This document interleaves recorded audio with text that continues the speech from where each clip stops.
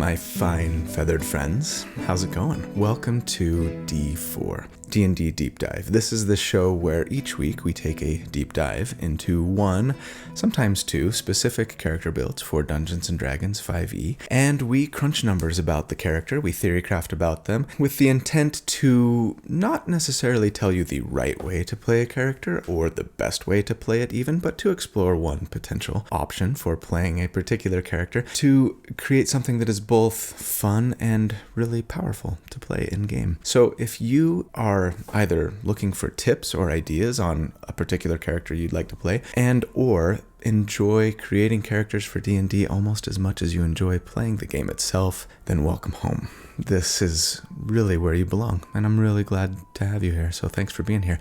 My name's Colby. How are you? Okay. Let's just jump right in today. So one of the most common requests or suggestions that I've had for a build on this channel goes something like this. Make a flying creature who grapples their target, flies into the air, and just drops them for massive damage. And I will admit, for a long time, when I read requests like that, my head would just kind of go, well, what if you're inside? Or what if your DM doesn't allow flying creatures? Or can a 5-ounce bird carry a 1-pound coconut? Etc., etc. But you know what? The more I've thought about it, and the more requests that I continue to receive for something like this, I've kind of had a change of heart. Here's the thing. I do plenty of builds on this channel that are like, this character is so amazingly powerful, rah. And I feel sometimes like you gotta just make a character who only does damage when their enemies hit them. Like that. Or can only damage enemies if they touch them.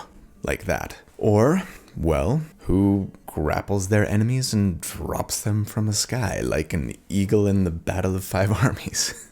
Sometimes the D&D goofballs of the world need character builds too, right? And because sometimes those characters can also be awesome, if also hilarious, and even maybe sometimes a little bit gimmicky. If nothing else, even if you have no plan to play a character like this in-game, I think it can be a fun thought experiment. And I love exploring the idea of, could we actually make this work, like rules as written? And not only that, but for me, could we also make the damage competitive to like some of the better damage dealers out there? How would it stack up? What does it look like? And spoiler alert, I think we could. But the problem with builds like this, and maybe even this build especially compared to others that I've done on this channel, it comes with a laundry list of caveats, asterisks, and maybes attached to it, right? Now, many of those I'm going to try to address in the build while I'm explaining it, so we'll address those ones as we go along. But some of those asterisks and caveats are really going to depend largely on your DM, the enemies that you're fighting, the environments that you're fighting in, etc., etc. So before we even start the build, let's just address some of those right up front here at the beginning, as well as make sure that we're clear on some mechanical issues. So first up, the concerns. 1, flying enemies or enemies who have hover or who can feather fall or levitate. This isn't going to work very well on, right? Number 2, your DM just might not allow flying races at their table. Or even if they do, they might think that the physics of this just doesn't really make sense. I know you can fly, but I just don't think the physics work for you to carry an additional 250-pound creature up into the air with you. It's not a question of where he grips it. It's a simple question of weight ratios. And that's my terrible British accent. I apologize. Now, I think, rules as written at least, we should be able to drag a grappled creature into the air so long as at the very least we can handle it with our carrying capacity. But for most of this character's career, that's only going to be about 250 pounds or so. And that might be good enough probably for most medium-sized enemies that you're going to be fighting in-game, but maybe not, depending on if they're carrying a bunch of extra gear with them or if they're just a heavy medium-sized creature, etc. Concern number 3 is probably the biggest of all, I think, and it's that, like I kind of said, it just doesn't really work if you're inside. Or at least inside like a dungeon or a structure with ceilings lower than 100 feet tall or whatever. I mean, if you're in a relatively small building with a door kind of close to you, I don't know why you couldn't like drag someone outside first and then launch into the air. So it's not like it's never going to work, right? But yeah, I mean, if you're in the middle of a big dungeon crawl, it becomes a lot more difficult, right? And a lot less reliable. Okay, so those are some of the biggest kind of concerns we need to be aware of going in. Now let's review, because I don't think that it comes up for a lot of us in most of our games regularly, some falling mechanics. First up, if you fall more than 10 feet, you take 1d6 damage for every 10 feet you fall, but that damage is capped at 20d6. This means that dropping a creature from any height greater than 200 feet does no more damage and is, mechanically at least, fairly useless. That's going to be important to keep in mind as we try to do things to increase our move speed. As far as falling speed, how long before the creature you drop hits the ground. We were given some additional rules about falling in Xanathar's Guide to Everything, which, though they're listed as optional, I'm assuming most tables are going to be using, and they tell us that a falling creature falls at up to 500 feet instantly. So the fall should be essentially instantaneous if we're only dropping them from 200 feet or less, right? At least for mechanics purposes. Mechanical question that I have is, does the falling creature hit another creature on the battlefield, whether an ally or an enemy? There are no rules for trying to determine this so far as I can tell, but your DM very well may decide to roll the die and find out. And of course, that could potentially have some devastating effects for your allies if the enemy that you drop were to land on one of them. As per Tasha's Cauldron of Everything, if a falling creature lands on another creature, the creature that is landed upon has to make a DC 15 dexterity saving throw, or they are knocked prone, and then the total damage taken from falling is split evenly between the two creatures. I don't know if this will come into play, or for that matter, if your DM might let you try to aim the creature that you're dropping, right? Like a true bomber. And that would be awesome. Maybe you make a ranged attack roll or something like that with disadvantage. I don't know. A mechanical issue to potentially be aware of. And related to the above, I have a feeling this will come up in the comments, so I'm going to address it now. I've seen some people suggest getting slow fall at monk level 4 and then intentionally landing on a creature that you dropped to do some additional damage to them, but not take any damage yourself because of slow fall. We discussed this at length in a Sliding in My DMs episode a few months ago. The short answer to this issue is I don't think it works rules as written. Landing on a creature divides the total damage from the person falling in half. Slow fall reduces the damage that you take from falling. So if you reduce that damage to 0, there is no damage to be divided between you and the creature that you land on, right?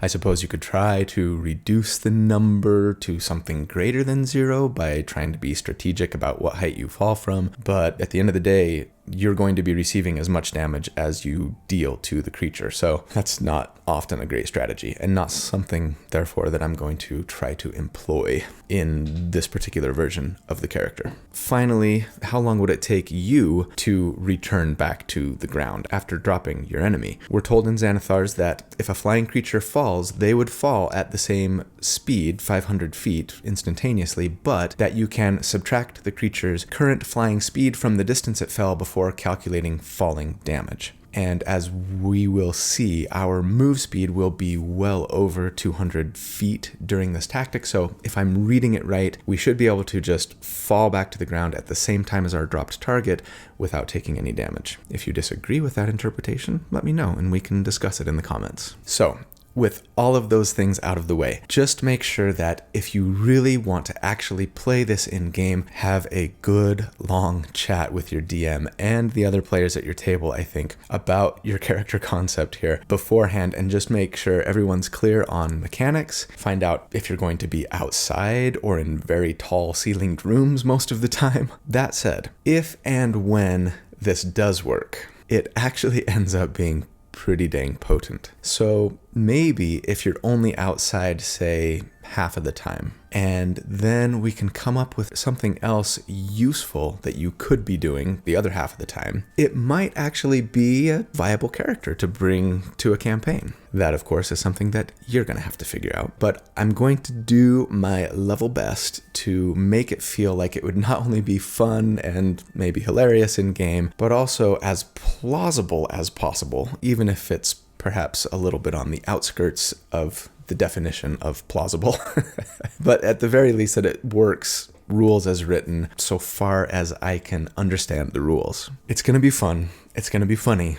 So I hope you enjoy episode 80, The Dive Bomber. As always, a big thanks to my friend Randall Hampton, who created this fabulous art piece for this character concept. Randall's an amazing artist. I love everything he does. This is no exception. He puts a lot of great care and attention and detail into the work. If you're interested in following Randall, I put links in the video description on how to do so, and if you want to reach out to him, you can do so there. So thanks, Randall, and let's jump into the build. At level 1, for our starting class, we're going to start off here with Rogue. There are several good reasons for us to go Rogue here, and there's one big reason in particular, but we're not actually going to get to that until a little bit later. But considering that we are taking some rogue levels at some point, I think it makes sense to start as a rogue for a couple of reasons. One is that starting rogue gives us an additional skill proficiency that we wouldn't otherwise get if we multi-classed into rogue later. We also get some weapon and armor proficiencies that'll be nice. And there's an even bigger reason to start here, I think, that we'll get to in just a minute. So yes, when we first meet our character, they are a rogue. Unlike my usual episodes, I think, I'm not even going to try to come up with like a good story reason behind this character. It's going to be a really funky, weird, funny build with some slightly odd multi-classing combinations, I think. Weirder than normal, maybe, is more apt because I do a lot of weird multi-classing, right? Anyway, you tell me what you think this character's story is after you hear me get through all of the wackiness. As for our race, yeah, I think we gotta go Aarakocra. There are other flying races in game now, it's true, fairy, owlin, etc., but none can fly as fast as the Aarakocra. They get 50 feet of flying speed innately, and moving as fast as possible is going to be pretty paramount to this build if we want to get to that 200 feet in the air cap that we're going for as quickly as possible, right? I actually had originally written this up as an owlin, and I'm a little sad not to be using them just because I love the idea of having a very specific need and reason to go owlin. I think you could make owlin work. It's just gonna take you a little bit longer to get to that 200 feet cap. I'll talk about it a little bit more later on. But anyway, for us, yes, we're starting Aarakocra. As for our ability scores, I'm assuming point buy as always and using the rules from Tasha's that say we can put our +2 and +1 ability score increases in whatever abilities we want. So we're gonna start with a 14 strength +2, a 15 constitution, I think, +1, and then a 13 dexterity and a 13 wisdom. As someone who needs to grapple, strength, of course, is going to be our most important stat. And we do want a high constitution score, of course, especially to help us make our concentration checks when need be, which we're going to have later. The others, dexterity and wisdom, are for multi-classing purposes. I would have loved to get those a little bit higher. But anyway, it is our lot. As for equipment, I would recommend going with the gold buy route and taking some studded leather and a rapier, as well as whatever other necessities you may have, thieves' tools if you can afford them probably. We're not going to have a great armor class on this character, but I'm also hoping that we won't really be in a position to get hit all that often. That rapier is not going to be used actually for quite some time. You might even want to have a handful of daggers for now to like throw at enemies, since we don't want to be in melee range when we're not dive bombing. As a rogue at level 1, we do get a couple of features. We get Thieves Can't. Oh yes, they can. So stupid. This is basically the special coded language that thieves get that they can use to communicate with each other in written form. We get Sneak Attack, of course, which tells us that if we have advantage or our target is within 5 feet of one of our allies, we can add 1d6 of damage when we make a weapon attack against them with either a finesse or a ranged weapon. One important note here is that even though it needs to be a ranged or finesse weapon, it doesn't tell us that we have to use dexterity to make that attack. So you could throw a finesse weapon dagger, which as a melee weapon can use your strength for plus to hit and plus to damage. And you would still enjoy sneak attack damage benefits if you want and can qualify for it. And that's what I would be doing at level 1 personally. And then, most importantly for us, we get expertise, and this is the main reason why I wanted to start Rogue. As I mentioned, being a good grappler will be priority number 1, I think, for the success of this build. As a reminder, to succeed on a grapple check, you have to make an athletics check against the enemy's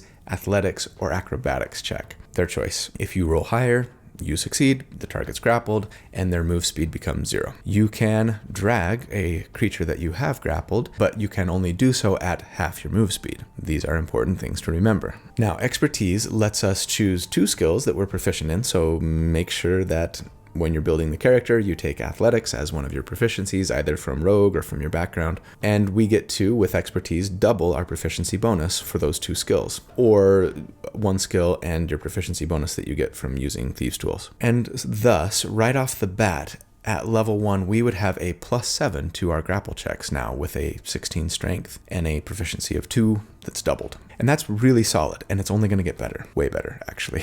Other than athletics, I'd probably double my proficiency in Thieves' Tools, I think, or stealth maybe, letting us be sort of decent at least 1 or 2 important rogue skills, despite our fairly low dexterity score. At level 2, as much as I want to get to Rogue level 2, and we will eventually, nothing in the game will improve our move speed more than the haste spell. Haste, as most of you know, is a 3rd level spell, and so we are going to need 5 levels of a caster to get it as soon as possible. The only full casters that it's available to are wizards, sorcerers, and a certain subclass of druid. And that is what we're going with. Man, it seems like forever since I used a druid in a build. I love druids. Why don't I use them more? Anyway, my original plan was actually to go with wizards here, and let me discuss a couple of potential options that I think could be good. Graviturgist wizards could have some really fun interactions with making creatures lighter and thus more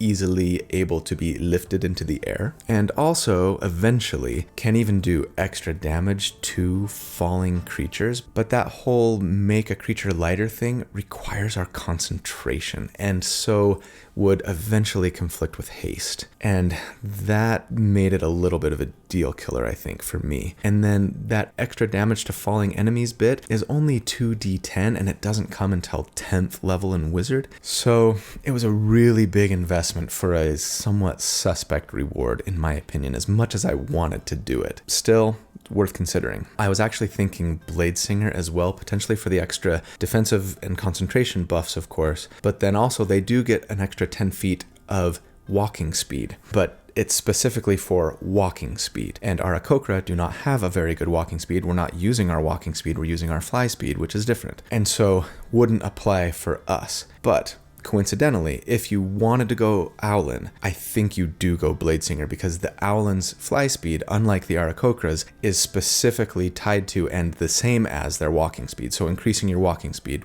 benefits the Owlin's fly speed, unlike with the Aarakocra. So Bladesinger would help you close that gap between the Owlin and the Aarakocra a little bit. In the end, though, the main reason I decided to go Druid was because I wanted to have something useful to do during those times when we were stuck in low-ceilinged environments or when the creatures were too heavy for us to lift. And I knew that I wasn't going to have a great spellcasting stat because I wanted to ensure that we had a good constitution for our concentration checks and our health, of course. So taking Druid felt a little easier to get away with for 2 reasons. One, you've got access to some really nice heal and support abilities that you cast on your allies and thus don't require a saving throw or anything. They just work despite our fairly low wisdom. And 2, conjure animals. Here's a spell that I've said I don't really love in other videos for a variety of reasons, and it's true, but You can't deny the efficacy of it, as demonstrated so well by my friend Chris, Treant Monk, in the collaboration video that we did with Dungeon Dudes. It's effective. It doesn't require any sort of spell check to be effective. It mostly just depends on whether or not your DM will let you conjure the animals that you want to conjure, and it seems like most DMs do allow that. So sure, bring out a pack of velociraptors when you can't be dive bombing, and just support and heal your allies while you're at it. This keeps us kind of useful and versatile and viable when we can't be doing our main shtick. Oh, and being a D8 druid instead of a D6 sorcerer or wizard doesn't hurt either. As a druid at level 1, we get druidic, which is the druid's special way to communicate with others who can speak druidic. We have all the special languages. And then, of course, we get spells. So we get some cantrips, we get first level spells, and druids have access to a pretty great spell list, especially, I think, for support purposes. As for cantrips, guidance is a big one that sorcerers and wizards don't get access to, right? As someone who might potentially be fulfilling some roguish scouting and lockpicking duties, if you don't have a character in your party that's better at it, being able to add a d4 to any ability check with guidance is really quite useful. And again, as a cantrip, you can do it all day, right? We could also use guidance to benefit our grapple checks, of course, so long as we weren't concentrating on another spell, because guidance requires concentration. So yeah, eventually we will be, but for now, it's a nice little bump. As for first level spells, of course, I think, you've got to take the usual great support spells like Healing Word, Goodberry, but the one I'll mention specifically here that we got to make sure we get is Longstrider. With Longstrider, it's just an action to cast. It lasts for a whole hour without concentration, so I think it's fairly reasonable to assume that we'll just have this on when combat breaks out. And the spell simply increases your speed by 10 feet. And as with lots of speed buffs that we're going to be giving ourselves with this character, it very specifically does not say walking speed. It's just speed. And there is a difference. I was about to talk about a tweet by Jeremy Crawford to support this, but I'm just going to assume that no one needs convincing. If you need convincing about speed and walking speed and there being a difference, let's argue about it in the comments. At level 3, we'd be a Druid 2, and we get Wild Shape, which tells us that twice per day, as an action, we can transform ourselves into a beast with a challenge rating of 1/4 or lower, so long as it doesn't have a flying or swimming speed. I think that's hilarious, actually. I can fly, but I can't turn into a beast that can fly? Not until Druid 8, anyway. At which point I would absolutely transform myself into a giant eagle and just be like, "Sup?" Whoa, dude, you got big. I think we would mostly be using Wild Shape for the alternative use of it that we got from Tasha's Cauldron of Everything, Wild Companion. Wild Companion lets us expend a use of our Wild Shape to cast the wizard's Find Familiar spell. And then I would totally make my familiar take the shape of a little hawk so that I could be this medium-sized hawk walking around with a littler hawk on my shoulder. And it would be the best thing that ever happened to me in D&D. Okay, fine, I'd make it an owl because owls get flyby, and then you can use the owl to take the help action for one of my friends or myself later, so that one of us gets advantage on an attack that we make, and then the owl with flyby can take the help action and fly away without taking an opportunity attack. But I would totally ask my DM if I could reskin that owl to look like a hawk, so I could have a little mini-me. Also, at level 2, druids get their subclass, their druid circle, and we are going to go with the Circle of Land, Grassland. And here's what we read about the Circle of Land Druid. The Circle of Land is made up of mystics and sages who safeguard ancient knowledge and rites through a vast oral tradition. These druids meet within sacred circles of trees or standing stones to whisper primal secrets in Druidic. The circle's wisest members preside as the chief priests of communities that hold to the old faith and serve as advisors to the rulers of those folk. As a member of this circle, your magic is influenced by the land where you were initiated into the circle's mysterious rites. I think if I were a druid, I would totally be a Circle of Land druid. I totally jive with the vibe that they're giving off. We are here for one main reason. As a Circle of Land druid, you have to choose which type of land you are particularly attuned to, as that will impact additional spells that you can learn, and we are going to be taking Grassland, as I mentioned, since Grassland druids are the ones who get the haste spell, among some other great ones. And because we love the prairie. We do get a bonus druidic cantrip here as a Circle of Land Druid, so pick your favorite. And then we also get the natural recovery feature, which is really great. It's essentially identical to the Wizard's Arcane Recovery, letting us recover a spent spell slot once per day after a short rest, and the spell slot is equal to half our druid level rounded up. Of a spell slot no greater than 5th level. More spell slots are always great.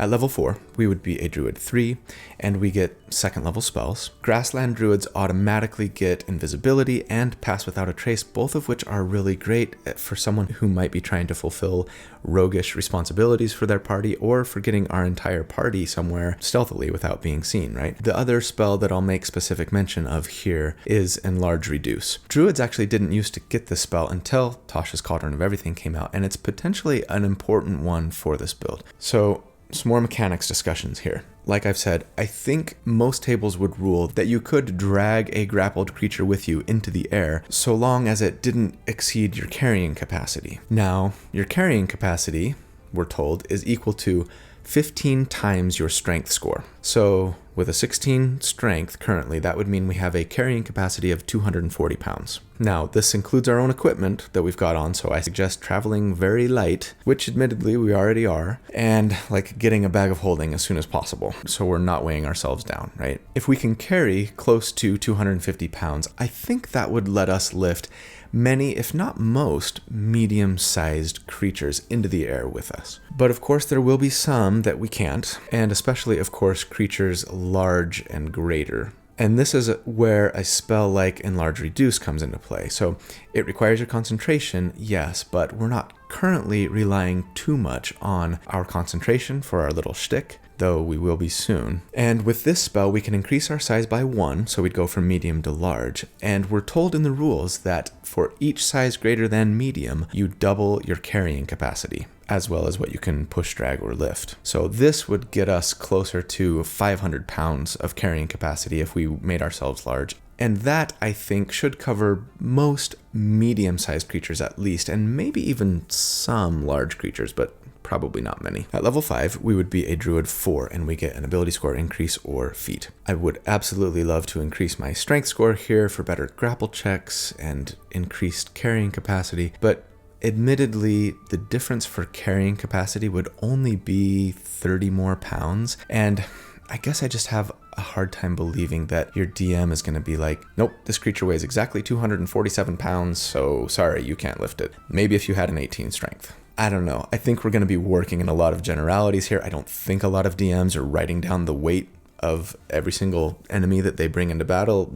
Maybe they'll start to for this build, I guess. I don't know. But what would really benefit us here for our dive bombing technique, more even than a strength bump, I think, would be the mobile feat. Mobile simply increases our speed by 10 feet. Again, not our walking speed, just says our speed. Also, when you dash, difficult terrain doesn't cost us extra move speed, and when you make a melee attack against a creature, you don't provoke opportunity attacks from them. Now, 10 feet more of move speed might not seem like a lot, but we are going to get a lot of mileage out of it. Pun intended. At level 6, we would be a Druid 5, and we get 3rd level Druid spells. So, of course, you should take as many of the best options you can here, like Revivify and, of course, the aforementioned Conjure Animals. But for us, the biggest deal is that Grassland Druids get Haste. I made Haste part of the Bladesinger tank video that I did last week too. But here, we're using it for a much different purpose, and that is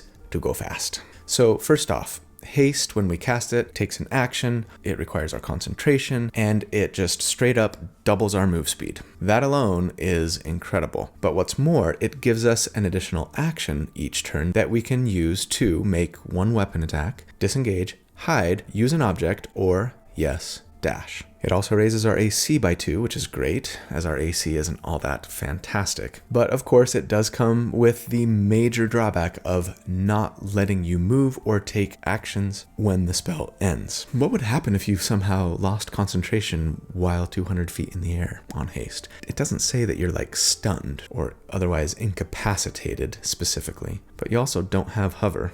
Anyway, at level 6, it's time for our first damage report, and so we need to talk tactics and move speed. Just exactly how fast are we right now when flying? Well, we start with the Aarakocra's 50 feet of fly speed, right? We add 10 for mobile and 10 for long strider, assuming we've got it up. That puts us at 70 feet of fly speed. Then with haste on, that's doubled. So 140. Finally, with haste, we can dash with our extra action to get us to 280. Not too shabby. But wait, you might be saying. If we're grappling a creature, we can only drag them at half speed.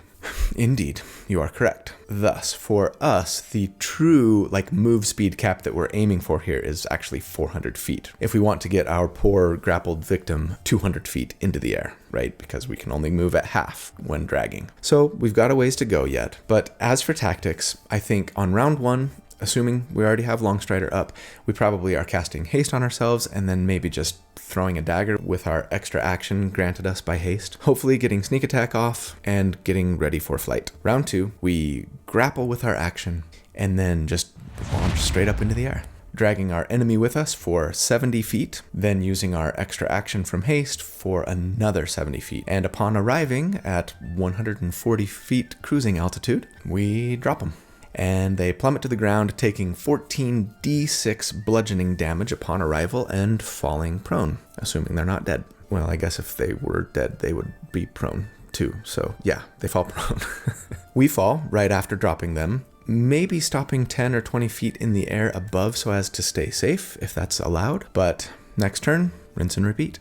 For now, we're not making any weapon attacks, typically, right, outside of maybe the first round. So I'm just going to calculate for the grapple contest, and if we win, they're just going to take the damage. And that's actually one really great thing about this tactic. If and when it works, the enemy doesn't get to save against the damage, right? If you succeed on your grapple check and you can lift them, they're going to take that damage when they fall. Unless, I guess, they have resistance to bludgeoning damage, right? You don't need to make, currently anyway, an attack against their AC. They don't get to save against a spell that you're casting. And with our current +9 to our grapple check, thanks to our +3 from strength, and then our proficiency bonus is 3, but it's doubled from expertise, you are most likely to succeed on your grapple checks against most enemies. Maybe try and pick out the not particularly strong or dexterous creatures first, just in case. Thus, against an enemy with a +0 to their grapple check, you're going to do 44 damage per round on average.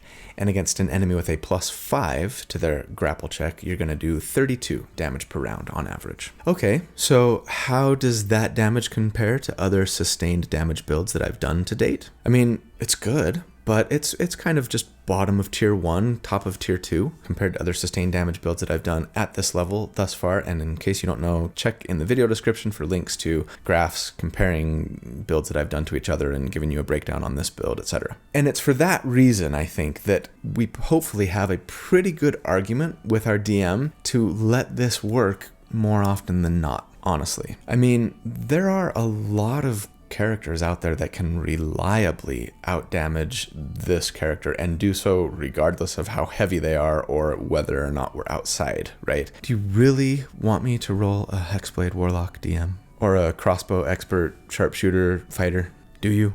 Come on, just let this happen, because when it does, it's going to be freaking awesome and freaking hilarious. Before we go any further in the build, now that the real core concept of the character is complete and we have a pretty clear vision of what they look and feel like in combat, I thought it the right time to pause and read a description of the character written by my friends over at dScryb, who are the sponsor for the video this week. A blur of auburn feathers gleams like the steel of a throwing dagger as the avian humanoid plummets, wings tucked against their lithe frame, beaked head leading like the joints of a javelin. A whistle accompanies the dive, wind whipping past. The birdfolk reaches out with curved talons, and, in the instant before they hit the ground, they wheel upward, clutching their prey and hauling them into the air with a flurry of movement. The prey's screams fade as they're carried aloft, higher and higher, disappearing into the endless void of the sky before the dive bomber lets go, and the earth rushes to meet the unfortunate victim. That's so good. I swear the dScryb team is like Randall. They just get better every week, right? For those who haven't heard about it, dScryb is a fantastic online tool. It basically recreates the awesome, well-written box text that you get in official D&D adventures, describing a setting or sometimes an important character. You know, if you've ever wished that you could have that quality of descriptive writing for your own homebrew campaigns, or just have additional box text than what's given us in the official content, whether it's a setting or an NPC, or even as a player for your own character, or weapon, or even awesome spell that you have or attack that you make, well, with dScryb, you can. Anyone who wants to can sign up for a free account and get access to a huge portion of their library that has thousands of scenes, characters, items, spells, actions, insults, and more. My favorite thing is that if you become a subscriber at the hero level, you can submit requests yourself for anything you want a professional writer to describe for you. Written by the dScryb team, who are all professional writers, some of whom even used to work for Wizards of the Coast. Really quickly, I wanted to highlight a new feature that they've just added recently called My Collections. My Collections lets you build and organize your favorite scenes into custom collections, however you like,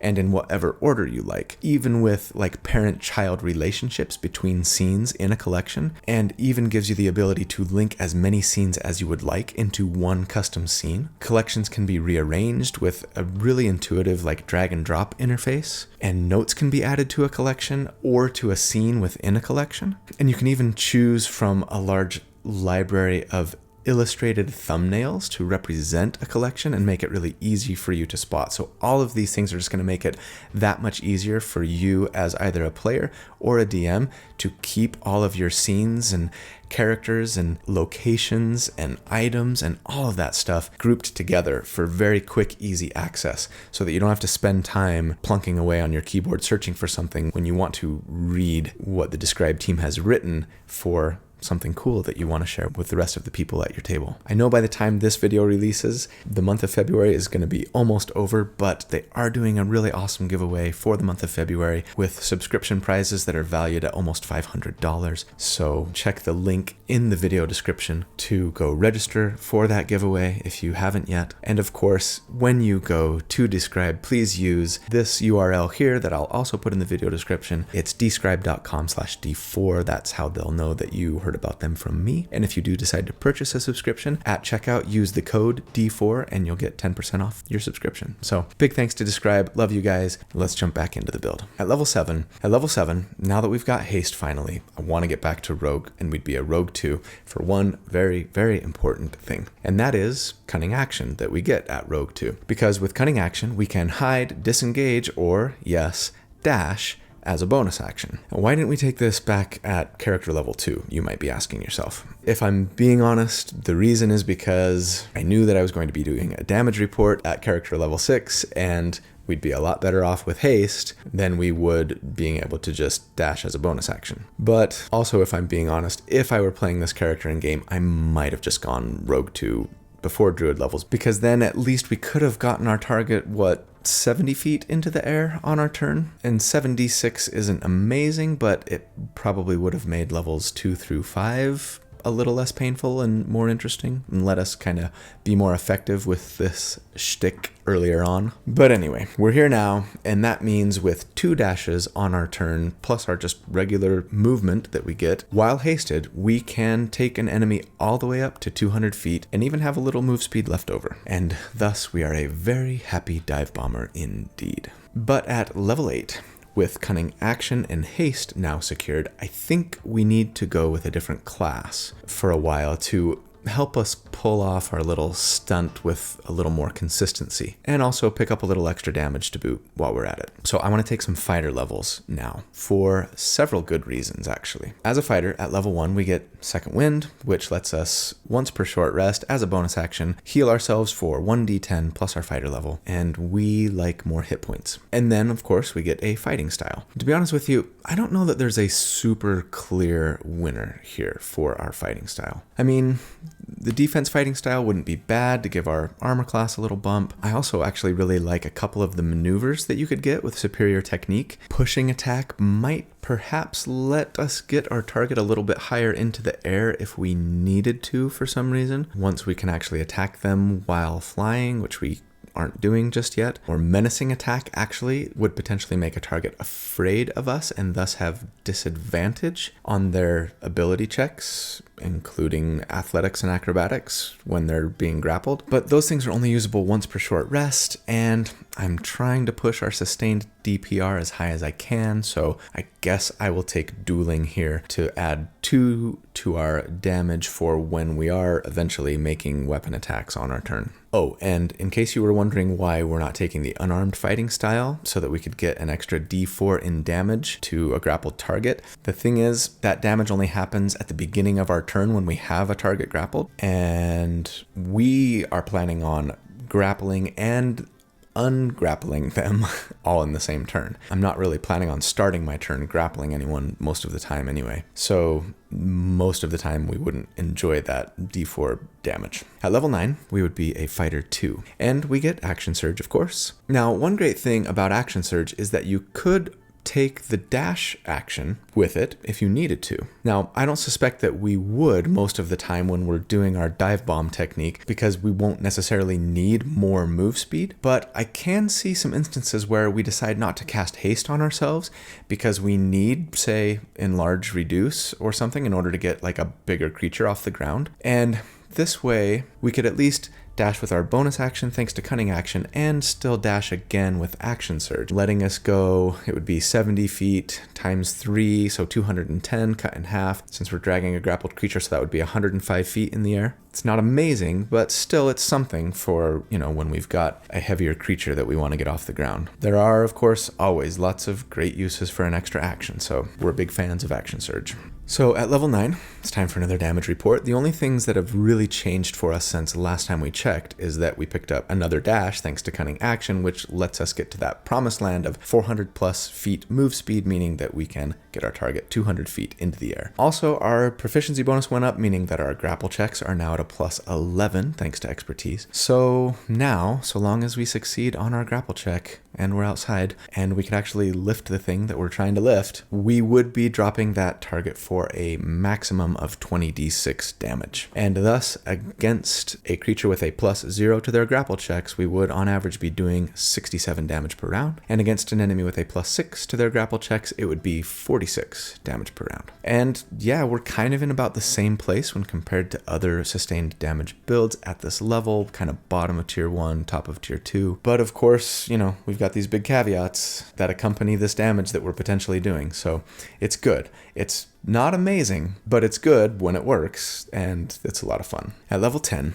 we would be a fighter 3, and as such, we get our martial archetype, our subclass, and as many of you probably have guessed, we are going to go Rune Knight. If you're a character who reliably needs to grapple, it's pretty tough to beat the Rune Knight for the benefits that they bring to the table. If you're a character who reliably needs to grapple and lift other creatures into the air, I think it's pretty impossible to beat. I would have loved to get here sooner for these reasons, and if you're finding yourself constantly going up against heavy and large creatures, you might want to consider it. I, of course, am putting value on our DPR with haste and lots of move speed, but once we've secured those, we really needed to beeline straight for Rune Knight for how much easier it will now be for us to pull off our dive bomber technique with a little more consistency. So the most important feature for this build that we get from Rune Knights is the Giant's Might feature, which lets us proficiency bonus times per day, that's 4 currently, use a bonus action to grow in size to large for 1 minute. Now remember, being large doubles your carrying capacity, so now we should reliably be able to carry around 500 pounds into the air or so, and even grapple creatures that are huge, though I doubt there are any huge creatures that weigh 500 pounds or less. And that's fantastic. We could, of course, cast Enlarge Reduce on ourselves if we wanted to forego haste and carry up to about 1,000 pounds into the air and even grapple gargantuan creatures. So keep that little arrow in your quiver if you need it. What's more, we also now have advantage on strength checks and saves. So now our plus 11 to grapple is made with advantage, and we truly should be succeeding on the vast majority of our grapple checks, except against the very strongest enemies, or most dexterous, I suppose, or if you just have the worst dice luck ever. Finally, Giant's Might does let us add a d6 of damage on weapon attacks once per turn. If only we were making weapon attacks.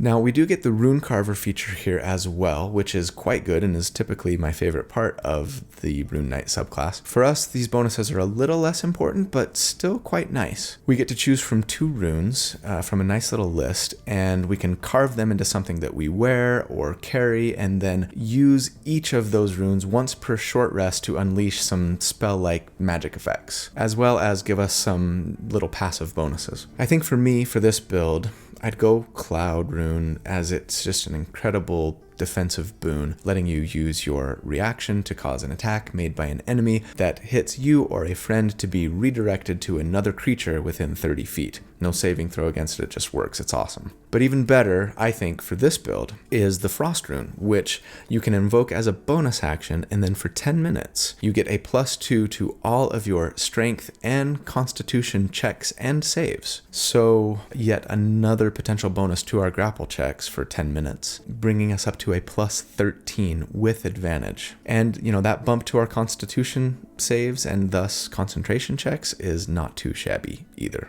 At level 11, we'd be a fighter 4, and we get an ability score increase or feat. I think we have to bump strength here. Finally getting some strength bonuses. Again, since we're not making weapon attacks yet, this hasn't been quite as important to our damage. Of course, increasing our chance to succeed on our grapple checks is very important and has been very important, though because we've gotten other and frankly more powerful ways to do that via Rune Knight and expertise, the strength bump has just not been quite as important, I think, as the move speed via mobile, right? Of course, bumping our strength does increase our carrying capacity slightly, so we really don't want to ignore it, and thus I think now is probably the right time to start bumping that. At level 12, we would be a fighter 5, and we get extra attack, which lets us, when we take the attack action, take 2 attacks. Since we can't benefit by carrying our target any higher, and we've really secured our ability to both grapple and carry significantly, I really think it makes sense to just keep going with fighter here to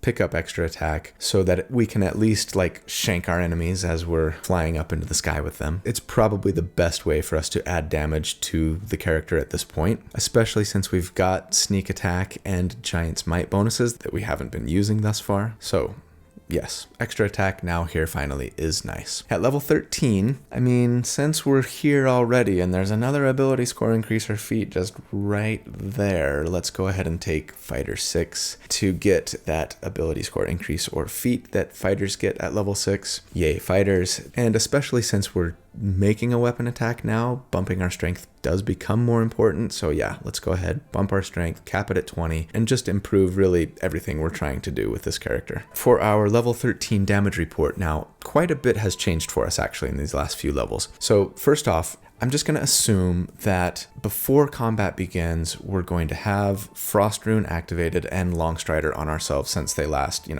hour for Longstrider, 10 minutes for Frost Rune. As always, I appreciate that you're not always going to be able to do this, but also, as always, I just assume that we're operating under best case scenario when I crunch numbers, and you can adjust accordingly. When combat starts on round 1, we use Giant's Might as a bonus action, and then cast haste on ourselves with our action, right?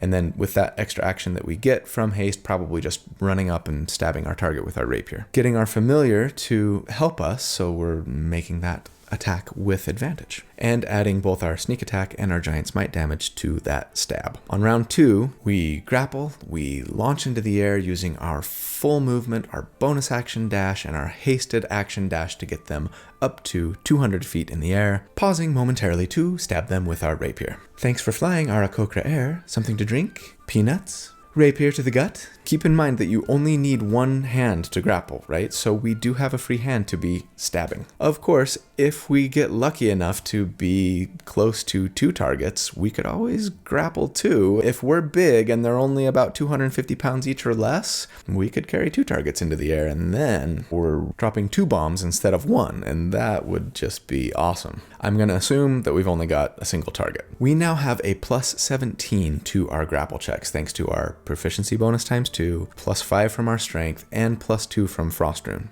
And we make those grapple checks with advantage, assuming we've got Giant's Might on, right? Our rapier attack is made with advantage from our familiar, and we're adding a d8 from our weapon, a d6 from sneak attack, a d6 from Giant's Might, plus 5 from our strength score, and plus 2 from the dueling fighting style. Altogether, that's 1d8 plus 22d6 plus 7. And so, against an enemy with both a plus 0 to their grapple check and a 10 armor class, we would be doing 90 damage per round on average. And against an enemy with a plus 7 to their check and a 17 armor class, that would be hardly less, 87 damage per round. And we're a little more firmly like mid-tier 1 now, especially at those mid to high enemy armor classes, because with all of our bonuses and advantage on our grapple checks, the vast majority of our damage is all but guaranteed. So that's fun. At level 14, it's hard for me to say where to go from here, honestly. More fighter levels wouldn't be bad for additional runes, among other things.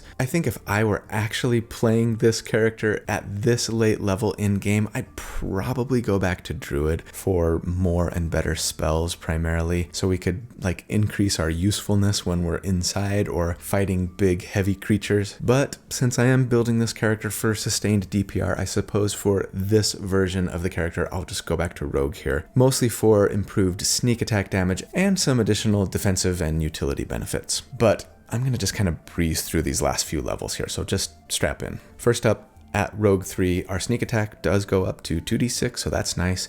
We do get our roguish archetype or subclass. Some might say we should go scout, since we could use our reaction as a scout to move half our speed if an enemy ends its turn within 5 feet of us, but I don't really think we need more move speed at this point, to be honest. And I also don't want any enemies to be ending their turn within 5 feet of us. I hope that's not happening very often. We're dropping them like a rock and then hopefully kind of hovering out of reach or behind our tankier friends. So I think for me, Arcane Trickster makes the most sense, as we can pick up some additional utility and improve our spell slots mostly. But honestly, I don't know that this matters a whole lot here. Feel free to, go Mastermind if you want and use help from range with a bonus action when you're not dive bombing, right? Pick the archetype that calls to you most. We do get some additional cantrips and wizard spells, and that's nice. Those wizard spells come with some restrictions on the school that they can be from, but I would just say, pick your favorites here with a focus on stuff that just works without spell saves or anything, since our intelligence is abysmal. It would be nice to, I think, have another version of Find Familiar in case you run out of wild shape uses, but do what you want here. For me, the bigger benefit to Arcane Trickster is, thanks to multiclassing with 3 levels in Arcane Trickster now, we would now have the spell slots of a 6th level, like full caster, right? Meaning 1 more 3rd level spell slot, basically. And that's probably going to mean either Conjure Animals or Haste for us. And that's nice. At level 15, we'd be a Rogue 4. We get another ability score increase or feat. I think at this point, we probably need to be taking either Resilient Constitution or Resilient Wisdom. We don't have proficiency in either saving throw. We do get a nice bonus from Frost Rune, and our con is higher than our wisdom. So you might want to go Wisdom, and that would actually round off that 13 Wisdom to at least be a 14. That's kind of nice. But Constitution is arguably more important for us, as again, losing concentration on haste is potentially devastating. So I think I'd probably go Resilient Con, but Resilient Wisdom is a strong consideration. At level 16, we'd be a Rogue 5. Our sneak attack damage goes up to 3d6, and we do get Uncanny Dodge, which lets us use our reaction to have the damage when an attacker we can see hits us. We'll probably be needing this a lot. And finally, for us at level 16, Rogue 6, we would get, thanks to multiclassing, 4th level spell slots now, which is nice. Again, probably another casting of Haste or Conjure Animals for us, I think. And we do, as a Rogue 6, get another round of expertise, so pick whatever you think are the 2 next most important of your skills and double your proficiency bonus with them. For our final damage report at level 17, our grapple check has gone all the way up to a plus 19, and we have advantage. And we've added a couple of d6 in damage from sneak attack. And so against an enemy with a plus 0 to their grapple check and a 10 armor class, we would on average do 97 DPR. And against an enemy with a plus 8 to their check and an 18 armor class, it's still 94. We got this close to that Centennial barrier, which is pretty dang good for sustained damage, but we did plateau pretty hard compared to what other builds did between 13 and 17. And thus we are now more comparable to like a mid tier 2 character at this level compared to other sustained DPR builds that I've done to date. And so, final thoughts. When we average all of the damage that we do across all like enemy armor classes / grapple check scores at each damage report, we end up with an average tier score of 64. And yeah, that puts us kind of near the bottom of tier 1 compared to other builds, just ahead of the Drake Warden and just underneath the Artillerist. And I mean, yeah, that's pretty good. Tier 1, right? Of course, like, I almost didn't even do a spreadsheet for this build, or even include them in the comparisons, because, as I've been discussing all along, while I do think that this really can work at most tables for plenty of combat encounters, there will be so many encounters that it just isn't going to work for, whether due to the weight or size of the enemy or the environment that you're fighting in, right? But still, at the end of the day, I had an absolute blast putting it together, and it was a really fun and entertaining thought experiment, I think, if nothing else. Is this character something that I would consider playing in like a longer campaign? Probably not, unless my table really needed a decent pseudo support character and I knew that the campaign was going to be fought outside most of the time. But would I consider it for a one-shot? Abso-freaking-lutely.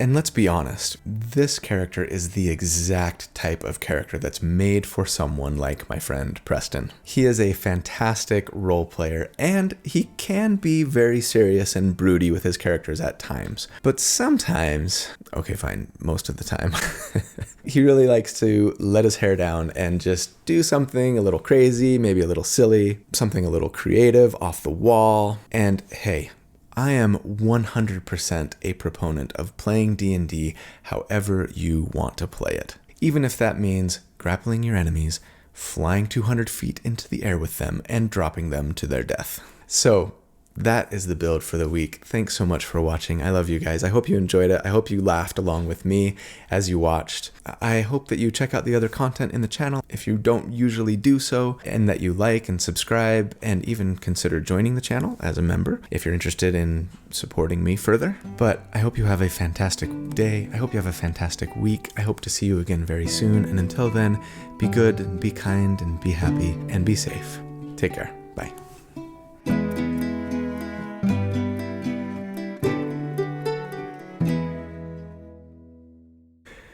Take on me, take me on. How do I want to say this? Where'd I go? I'll be gone. If we want to get our creature into the promised, if we want to Granimals. Seriously, with the planes. When you have so many spells and more creatures in a day. You didn't think I was gonna go for it, did you? You were like, there's no way he's going for it. Totally went for it. Whether it sounded good or not is another question entirely.